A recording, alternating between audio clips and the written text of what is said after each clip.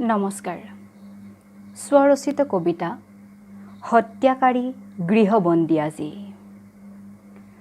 Out of the mountain of despair, a stone of hope. Martin Luther King Jr. সঁচাকৈয়ে দেখিলোঁ আশাৰ ৰেঙনি, সহিছিলোঁ কেৱল অত্যাচাৰ আমি।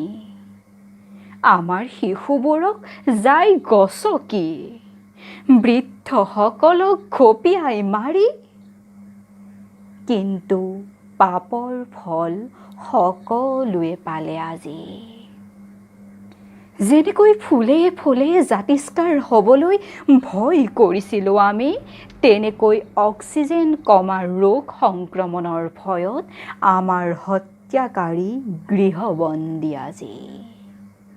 গৰ্ব কৰে জীৱ শ্ৰেষ্ঠ বুলি, পাবত গজা অহংকাৰীয়ে পাহৰি যায় আমিয়ে সিহঁতৰ জীৱন সঞ্জীৱনী। বিধ্বংসী মনোভাৱ চৰম সীমা নোপোৱালৈ আমিও ভবা নাছিলোঁ ল'বলৈ পুতক, কিন্তু আত্মীয় কুটুম্বৰ ঠিকনা বিচাৰি হাবাথুৰি আজি আমি।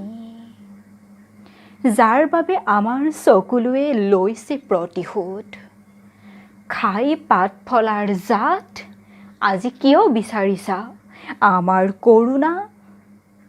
হাতৰ কুঠাৰ ভৰিত মাৰি প্ৰাকৃতিক সম্পদত চহকী সুন্দৰ অসমলৈ আজি ৰপ্তানি হৈছে অক্সিজেনৰ টুকুৰি। দোষী নহয় নেদেখাজন, প্ৰকৃতিও দায় নহয়, কৰোণাৰ বাবে দায় মানৱ জাতি। আমাৰ মৃত্যু মাতিলে মৃত্যু অনিবাৰ্য তোমালোকৰো। জীয়াই ৰাখা আমাক, জীয়াই ৰাখিম তোমালোকক। নমস্কাৰ।